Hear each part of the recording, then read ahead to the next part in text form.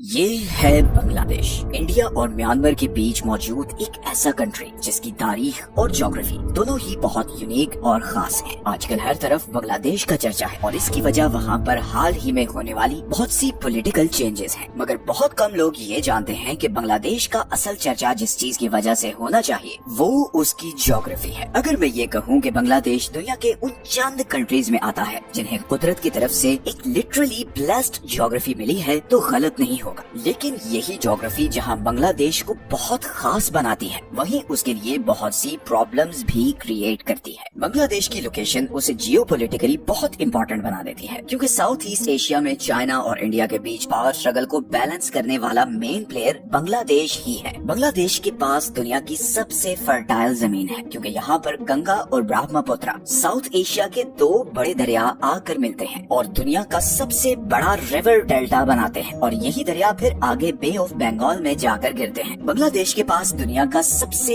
लंबा अनइंटरप्टेड बीच भी है जिसे कॉक्स बाजार बीच कहते हैं। इन दरियाओं के साथ आने वाले मिनरल्स की वजह से यहाँ की मिट्टी एग्रीकल्चर के लिए पूरी दुनिया में सबसे ज्यादा फर्टाइल है। ये फर्टाइल जमीन 700 से भी ज्यादा दरिया और समुद्र को एक्सेस, यही वो चीजें थी जिसकी वजह से बंगाल का ये सारा एरिया हमेशा से इंडिया का सबसे अमीर सूबा रहा है। यूरोपियंस के यहाँ आने से पहले 15वीं सदी तक बंगाल सिल्क, कॉटन और हैंडीक्राफ्ट आइटम्स का सबसे बड़ा एक्सपोर्टर था। बंगाल की टेक्सटाइल इंडस्ट्री पूरी दुनिया में मशहूर थी और एशिया से एक्सपोर्ट होने वाला 80% रॉ सिल्क बंगाल से ही सिल्क रूट के जरिए सेंट्रल एशिया और यूरोप तक जाता था। 16th सेंचुरी में जब पोर्चुगीज एक्सप्लोरर पहली बार यहाँ आए तो यहाँ की खुशहाली देखकर वो दंग रह गए। यहाँ की हैंडलूम इंडस्ट्री, आर्ट, एग्रीकल्चर, इतने रिसोर्सेज और इंडस्ट्री तो उस वक्त यूरोप में भी कहीं नहीं थी। पोर्चुगीज भाग गए थे कि उन्होंने सोने की चिड़िया डिस्कवर कर ली है। इसीलिए फ्रेंच ट्रैवलर फ्रैंकोis बर्नियर ने लिखा था कि 17th सेंचुरी का बंगाल अपनी पीक टाइम के इजिप्ट से भी ज्यादा खुशहाल था। अब ये वो टाइम था जब पोर्चुगीज एम्पायर पूरी दुनिया के समुद्रों में अपने एक्सप्लोरर्स भेजकर ट्रेड रूट्स और नए कॉन्टिनेंट्स डिस्कवर कर रही थी। उस वक्त यूरोप का एशिया और मिडिल ईस्ट से सारा ट्रेड ये सिल्क रूट के जरिए होता था जो ऑटोमन एम्पायर के कंट्रोल में था। पोर्चुगीज एम्पायर चाहती थी कि वो समुद्र के जरिए किसी तरह डायरेक्टली एशिया तक पहुंच सके, उसे बीच में ऑटोमन एम्पायर से डील न करनी पड़े और वो एशियन मार्केट से डायरेक्टली सस्ते दाम में माल उठाए और यूरोप लाकर बेचे। इसी कोशिश में जुलाई 1497 में पोर्चुगीज एम्पायर ने एक्सप्लोरर वास्को डी गामा को 170 लोगों के साथ 4 शिप्स पर इंडिया तक का सी रूट डिस्कवर करने भेजा। 10 महीने के खतरनाक सफर के बाद जिसमें कई बार इन्हें समुद्री तूफान का सामना भी करना पड़ा, ये लोग आखिर मई 1498 में मालाबार कोस्ट पर पहुंचे। ये एक बहुत बड़ी डिस्कवरी थी। सारी यूरोपियन दुनिया को अब पता चल चुका था कि इंडिया तक समुद्र के जरिए भी पहुंचा जा सकता है। इसके बाद 1517 में एक पोर्चुगीज बिजनेसमैन यूरोपियन एक्सप्लोरर से तारीफ सुनता हुआ इधर बंगाल पहुंचा। बंगाल की इकोनॉमी और इंफ्रास्ट्रक्चर देखकर वो बहुत इम्प्रेस हुआ और उसने यहाँ की खबर इधर गोवा में मौजूद अपने पोर्चुगीज कमांडर को दी। उस वक्त बंगाल मुगल एम्पायर के कंट्रोल में था। पोर्चुगीज एम्पायर ने 1528 में मुगल बादशाह शाहजहां से लाइसेंस लेकर इधर चिटागोंग, जिसे अब चट्टग्राम कहते हैं, यहाँ से ट्रेडिंग शुरू की। कुछ ही अरसे में पोर्चुगीज एम्पायर ने बंगाल पर अपना असर और कंट्रोल बढ़ाना शुरू कर दिया। यहाँ पर बड़ी बड़ी बिल्डिंग्स बनाई जाने लगी जिनको वेयर हाउसेज के तौर पर यूज किया जाने लगा। और सिर्फ यही नहीं बल्कि पोर्चुगीज एम्पायर ने यहाँ पर गरीब हिंदू और मुस्लिम फैमिली से छोटे छोटे बच्चों को खरीद कर गुलाम बनाना शुरू किया और उन्हें जबरदस्ती क्रिश्चियनिटी में भी कन्वर्ट किया जाने लगा। पोर्चुगीज एम्पायर ने इधर हुगली को अपना ट्रेडिंग हब बना लिया और यहीं से वो पूरे बंगाल और इंडिया में ट्रेड करने लगे। ये चीज मुगल बादशाह शाहजहां को बहुत ज्यादा खटकी और 1632 में मुगल आर्मी ने हुगली पर हमला किया और 3 महीने के घेराव के बाद उसे फतह कर लिया। इस लड़ाई में 1000 के करीब पोर्चुगीज मारे गए और तकरीबन 4000 को कैदी बना लिया गया। इसके बाद पोर्चुगीज एम्पायर का बंगाल पर कंट्रोल टूटना शुरू हो गया और यहीं पर एंट्री हुई ईस्ट इंडिया कंपनी की। ईस्ट इंडिया कंपनी ने भी अपनी पहली सेटलमेंट इधर हुगली के पास ही बनाई और फिर धीरे धीरे पूरे बंगाल को अपना ट्रेड सेंटर बना लिया। 1690 में ईस्ट इंडिया कंपनी ने कैलकाटा को अपना कमर्शियल कैपिटल बना लिया और यहाँ से वो करोड़ों का बिजनेस करने लगी। इस मुनाफे से ईस्ट इंडिया कंपनी बंगाल पर अपना कंट्रोल मजीद बढ़ाती गई, लेकिन बंगाल पर उनका असल कंट्रोल तब हुआ जब 1757 1757 में बैटल ऑफ प्लासी और 1764 में बैटल ऑफ बक्सर में उन्होंने मुगल एम्पायर को शिकस्त देकर पूरे बंगाल को अपने कंट्रोल में ले लिया। 1757 में नवाब सिराजुद्दौला को हराने के बाद ब्रिटिशर्स ने बंगाल को इतना लूटा कि रॉबर्ट क्लाइव जब बंगाल से ब्रिटेन पहुंचा तो खजाने के संदूक उतारते उतारते कई दिन लग गए। इस सारे पैसे से ब्रिटिश एम्पायर ने ब्रिटेन में टेक्सटाइल इंडस्ट्रीज लगाना शुरू की। इंडिया का ट्रेड कैपिटल अब दिल्ली के बजाय कोलकाता था। ब्रिटिशर्स ने खुलकर बंगाल को एक्सप्लॉइट करना शुरू कर दिया। बंगाल के ही पैसों से ब्रिटेन में टेक्सटाइल इंडस्ट्रीज लगाई गई और फिर बंगाली टेक्सटाइल इंडस्ट्रीज पर हाई कस्टम ड्यूटीज लगा दी ताकि इंडियन कपड़ा इतना महंगा हो जाए कि वो इंटरनेशनल मार्केट में कम्पीट ही ना कर सके। बंगाल की लोकल इंडस्ट्री पूरी तरह बर्बाद हो गई। और सिर्फ यही नहीं बल्कि ब्रिटिश ने बाकी इंडिया में अपनी मिलिट्री कैंपेन्स का खर्चा भी बंगाल से ही पूरा किया। बंगाल की इंडस्ट्री, उसका एग्रीकल्चर, सब कुछ ब्रिटिशर्स के कंट्रोल में था। बंगाल 1757 से 1947 तक ब्रिटिशर्स के कंट्रोल में रहा और इस दौरान 2 दफा यहाँ पर जबरदस्त फैमिन आया। एक दफा 1770 में जब मॉनसून न होने की वजह से बंगाल और बिहार में जबरदस्त कहत पड़ गया और साथ ही में चिकन पॉक्स भी फैल गया, जिससे उस वक्त की बंगाल की 30% पॉपुलेशन खत्म हो गई। मगर ब्रिटिशर्स ने इसके बावजूद बंगाली किसानों से 30 से 40% लगान वसूल किया। इसी तरह 1943 में एक बार फिर बंगाल में जबरदस्त सूखा पड़ा। एक तरफ बंगाल में लोगों के पास खाने को कुछ नहीं था और ऊपर से ब्रिटिशर्स ने वर्ल्ड वॉर 2 की वजह से बंगाल की सारी प्रोडक्शन एक्सपोर्ट करनी शुरू कर दी और साथ ही में वॉर का खर्चा पूरा करने के लिए किसानों पर 300% तक टैक्सेस भी लगा दिए। 1943 से 1944 के बीच इस एक साल में 30 लाख लोग मारे गए। अब अगर आप वेस्टर्न टेक्स्ट बुक्स पढ़ें तो वहाँ आपको मिलेगा कि इस फैमिन की वजह इनएडिक्वेट फूड सप्लाई थी। मगर ये फूड सप्लाई शॉर्टेज किसने क्रिएट की थी इसका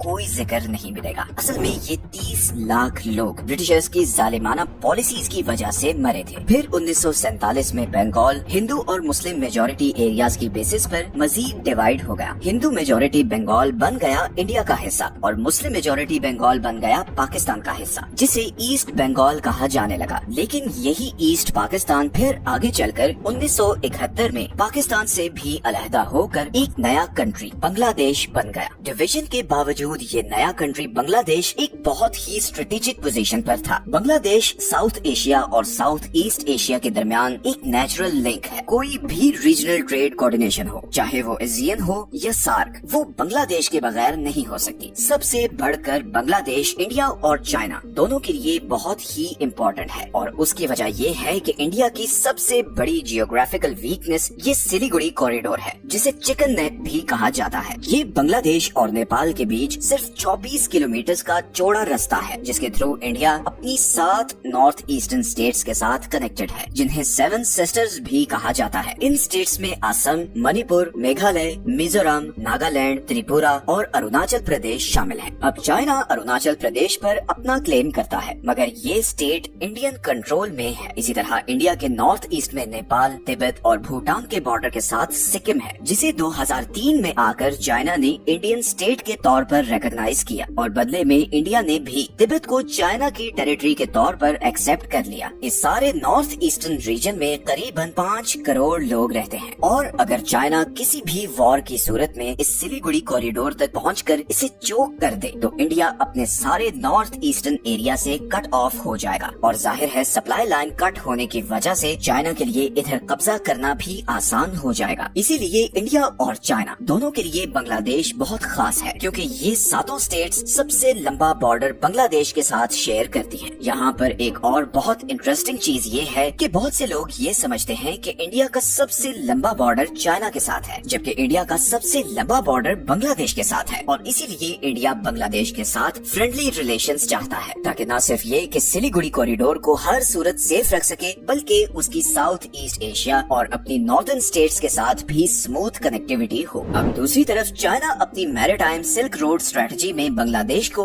एक बहुत इम्पोर्टेंट कंपोनेंट मानता है, क्योंकि अभी चाइना का सारा ट्रेड उसकी ईस्टर्न कोस्ट लाइन से स्ट्रेट ऑफ मलाक्का से गुजरकर बाकी दुनिया को जाता है। अब चाइना की कोशिश ये है कि वो बांग्लादेश के जरिए डायरेक्टली बे ऑफ बंगाल में जाए और उसे स्ट्रेट ऑफ मलाक्का से गुजरना ना पड़े, क्योंकि ये वाला सारा रूट अमेरिकन एलाई कंट्रीज से घिरा हुआ है। बे ऑफ बंगाल में डायरेक्ट आने से चाइना को इंडियन ओशन में इजी और और क्विक एक्सेस मिल जाएगी। इसीलिए चाइना ने पहले 1974 में बांग्लादेशी प्रोडक्ट्स को चाइना में ड्यूटी फ्री एक्सेस दी और फिर चाइना ने ये तीस्ता रिवर को डेवलप करने के लिए बांग्लादेश को $1 बिलियन की ऑफर भी की। इसका मकसद यही था कि चाइना बांग्लादेश की गवर्नमेंट को अपने साथ मिलाना चाहता है। चाइना कॉक्स बाजार बीच पर एक पोर्ट भी बना रहा है जिसे 2023 में ऑफिशियली इनॉग्रेट भी कर दिया गया है। और ये कोई आम पोर्ट नहीं है बल्कि प्रॉपर नेवल पोर्ट है जहाँ पर चाइनीज सबमरीन्स और वॉरशिप्स भी डॉक कर सकेंगी। लेकिन दोस्तों यहाँ पर एक और बहुत ही इंटरेस्टिंग बात यह है कि कॉक्स बाजार बीच से सिर्फ 9 किलोमीटर दूर बे ऑफ बंगाल के नॉर्थ ईस्ट में यहाँ पर 3 किलोमीटर के एरिया का एक छोटा सा आइलैंड है जिसे सेंट मार्टिन आइलैंड कहा जाता है। ये आइलैंड आज बांग्लादेश के कंट्रोल में है, लेकिन 2012 से पहले म्यांमार भी इसको क्लेम करता था। मगर फिर international tribunal for the law of the sea यानी इटलॉस ने इसे बांग्लादेश का ही हिस्सा डिक्लेयर कर दिया। अब यहाँ पर इंटरेस्टिंग बात यह है कि अभी हाल ही में बांग्लादेश की एक्स प्राइम मिनिस्टर हसीना वाजिद ने ये स्टेटमेंट दी है कि उनकी गवर्नमेंट गिराने में अमेरिका का बहुत बड़ा हाथ है, क्योंकि उन्होंने अमेरिका को इस सेंट मार्टिन आइलैंड पर बेस बनाने की इजाजत नहीं दी थी। ये बात बहुत सालों से न्यूज में आती रही है कि अमेरिका यहाँ पर एक एयर बेस बनाना चाहता है ताकि अगर चाइना बांग्लादेश के थ्रू स्ट्रेट ऑफ मलाका को बाईपास कर भी ले तो यहाँ पर अमेरिका इस बेस के थ्रू उसकी एक्टिविटीज पर नजर रख सके। और अब जब चाइना ने बे ऑफ बंगाल में नेवल पोर्ट बना ली है तो अमेरिका की यहाँ पर एयर बेस की अहमियत और भी ज्यादा हो गई है। And on top of this Bangladesh में नई गवर्नमेंट का झुकाव किस कंट्री की तरफ होगा, ये पॉइंट इस वक्त पूरी दुनिया का फोकस ऑफ अटेंशन बना हुआ है। यहीं पर अगर हम बांग्लादेश की जियोग्राफिक फीचर्स पर वापस आएं तो जैसा कि हम पहले भी डिस्कस कर चुके हैं कि बांग्लादेश का सबसे बड़ा रिसोर्स उसके ये दरिया है। जहां बाकी सारी दुनिया पानी की कमी का शिकार है, वहीं बांग्लादेश के पास बहुत पानी है, बल्कि जरूरत से कुछ ज्यादा ही पानी है। बांग्लादेश का सबसे बड़ा इशू ये है कि यहाँ पर हर साल बहुत खतरनाक तूफान और फ्लड्स आते हैं। हर मॉनसून में ये दरिया उबल पड़ते हैं और बांग्लादेश के ये 70% हाईलाइटेड एरियाज फ्लड की वजह से तबाही का शिकार होते हैं और तकरीबन हर मॉनसून में यही होता है। इसकी वजह ये है कि साउथ एशिया में मॉनसून विंड्स ओरिजिनेट ही बे ऑफ बंगाल और अरेबियन सी से होती हैं। अब क्योंकि बांग्लादेश बे ऑफ बंगाल के बिल्कुल साथ है तो सबसे ज्यादा बारिश भी इधर ही होती है। बट स्टिल जिस तरह की फर्टाइल जमीन और समुद्र की एक्सेस बांग्लादेश के पास है, अगर बांग्लादेश को एक कमिटेड लीडरशिप मिल जाए तो इस कंट्री की तकदीर बदल सकती है। फिलहाल तो सारी दुनिया का फोकस बांग्लादेश में आने वाली नई सरकार पर होगा, बिकॉज वही साउथ ईस्ट एशिया का पावर बैलेंस डिसाइड करेगी। मेरी तो दुआ है कि बांग्लादेश के हालात जल्द से जल्द ठीक हों और वो अपने अनटैप्ड पोटेंशियल से भरपूर फायदा उठाए। ये हैं वो सारे सोर्सेज जहां से हमने इस वीडियो के लिए कंसल्ट किया है। वंस अगेन, अगर आपको ऐसी ज्योग्राफी और मैप एनिमेशन वीडियोस में इंटरेस्ट है तो कंट्रीज ज्योग्राफी के नाम से प्लेलिस्ट को जरूर देखें। उसमें ऑलरेडी 10 से ज्यादा कंट्रीज की ज्योग्राफी, हिस्ट्री और फैक्ट्स को हम ऐसे ही डिस्कस कर चुके हैं। आज के वीडियो के एंड में भी आपको उसका लिंक मिल जाएगा। मिलते हैं नेक्स्ट वीडियो में एक और इंटरेस्टिंग टॉपिक के साथ। अपना ख्याल रखें। अल्लाह हाफिज।